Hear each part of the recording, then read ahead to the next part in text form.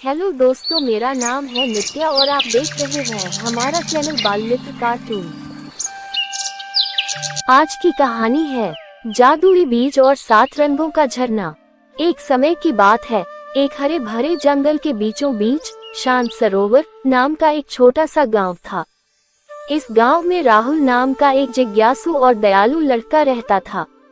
राहुल को प्रकृति से बहुत प्यार था और वह घंटों जंगल में घूमता रहता था, जैसे जंगल उसका अपना दूसरा घर हो। एक दिन जब राहुल जंगल में एक दुर्लभ नीली तितली का पीछा कर रहा था, वह एक प्राचीन विशाल बरगद के वृक्ष के पास पहुंचा, जिसकी जड़ में एक चमकता हुआ इंद्रधनुषी बीज पड़ा था। बीज से ऐसी रोशनी निकल रही थी कि राहुल की आंखें चौंधिया गईं। उसने अपनी पूरी जिंदगी में ऐसा अद्भुत बीज नहीं देखा था। एक अजीब खिंचाव महसूस हुआ और उसने हिम्मत करके उस बीज को उठा लिया।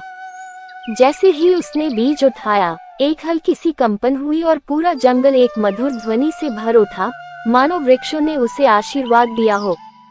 घर आकर उसने अपनी दादी माँ को बीज दिखाया। दादी माँ ने बीज को ध्यान से देखा। उनकी आंखों में एक पुरानी चमक आ गई।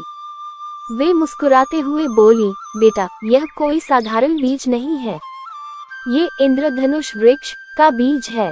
कहते हैं कि यह वृक्ष जहाँ उगता है, वहाँ 7 रंगों का झरना भी प्रकट होता है, जिसका पानी हर उदासी और बीमारी को दूर कर देता है और जिसे पीने से अदम्य शक्ति मिलती है।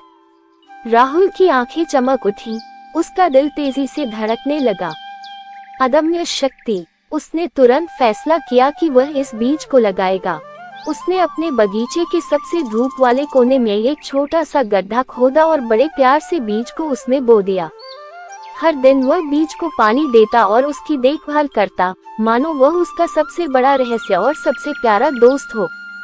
कुछ ही दिनों में बीज से एक छोटा सा अंकुर फूटा। फिर वह धीरे धीरे बढ़ने लगा। कुछ हफ्तों में वह एक छोटा पौधा बन गया और कुछ महीनों में वह एक शानदार वृक्ष बन गया, जिसकी पत्तियां हर रंग की थीं और उससे एक मधुर मादक सुगंध आती थी। इस वृक्ष को देखकर गांव के लोग चकित रह जाते थे। और फिर एक सुबह जब सूरज की पहली किरणें उस वृक्ष पर पड़ी, तो उसके तने से पानी की एक धारा फूट पड़ी। यह पानी कोई साधारण पानी नहीं था, ये 7 अलग अलग रंगों में बह रहा था, लाल, नारंगी, पीला, हरा, नीला, इंडिगो और बैंगनी। ये सचमुच 7 रंगों का झरना था। झरने के पानी से एक अलौकिक संगीत सुनाई देता था, जैसे सैकड़ों घंटियां एक साथ बज रही हों। गांव में खुशी की लहर दौड़ गई। लोग झरने का पानी पीने लगे और धीरे धीरे उन्होंने महसूस किया कि उनकी पुरानी बीमारियां दूर हो रही हैं, उनका शरीर ऊर्जा से भर गया है और उनके मन की उदासी गायब हो गई है। बूढ़े लोग फिर से बच्चों की तरह खेलने लगे और बच्चे और भी हंसमुख और शरारती हो गए। गांव में एक अद्भुत, अविश्वसनीय ऊर्जा भर गई। कुछ लोगों को तो झरने का पानी पीने के बाद हल्की शक्तियां भी महसूस होने लगी। कोई तेज दौड़ने लगा, तो कोई मुश्किल पहेलियां सुलझाने लगा। लेकिन इस कहानी में एक खतरनाक मोड़ था। झरने के पास ही काला पत्थर नामक एक विशाल, डरावनी चट्टान थी, जिस पर भयंकर सिंह नाम का एक कठोर हृदय वाला, लालची और क्रूर व्यक्ति रहता था। सिंह बहुत स्वार्थी था और चाहता था कि झरने का सारा जादुई पानी केवल उसी का हो, ताकि वह उस शक्ति का उपयोग करके पूरे जंगल पर राज कर सके। उसने एक रात चुपचाप आकर झरने के पानी को एक विशाल, छिपी हुई टंकी में भरने की कोशिश की, ताकि वह उसे बेचकर या स्वयं पीकर असीमित शक्ति प्राप्त कर सके। उसने चालाकी से गांव वालों की नजर बचाई, लेकिन जैसे ही उसने पानी भरना शुरू किया, टंकी के सारे रंग एक साथ मिलकर काले हो गए और पानी से असहनीय बदबू आने लगी। सिंह घबरा गया। उसके शरीर में एक अजीब सी झंझनाहट महसूस हुई और उसे अपनी शक्ति कम होती महसूस हुई। वह समझ गया कि यह जादुई पानी केवल निस्वार्थ भाव से ही काम करता है और लालच इसे जहर बना देता है। अगली सुबह जब राहुल को सिंह की नापाक हरकत का पता चला, तो वह बहुत चिंतित हुआ। उसे डर था कि कहीं झरने का जादू हमेशा के लिए खत्म न हो जाए। लेकिन दादी माँ ने उसे समझाया, बेटा, ये जादुई झरना तभी काम करेगा जब इसका उपयोग निस्वार्थ भाव से और सभी की भलाई के लिए किया जाए। लालच इसे खराब कर देता है और इसे बुराई के हाथों में पड़ने से रोकता है।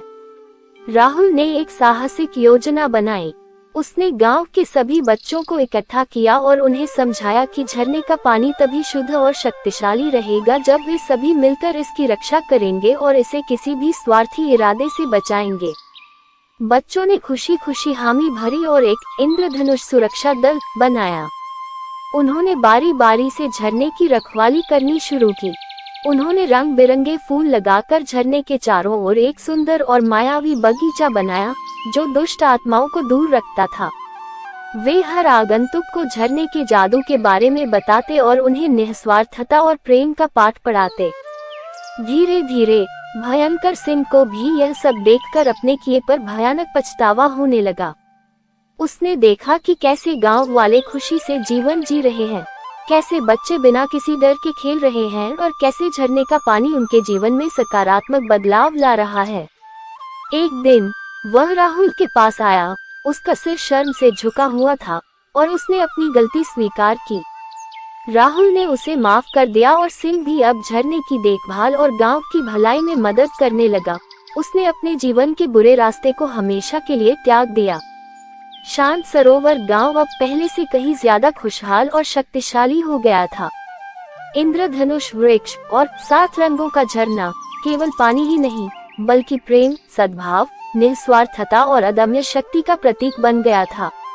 राहुल, जो एक जिज्ञासु बच्चा था, अब पूरे गांव का हीरो बन गया था, जिसने एक जादुई बीज से पूरे समुदाय को खुशियां और शक्तियां दी।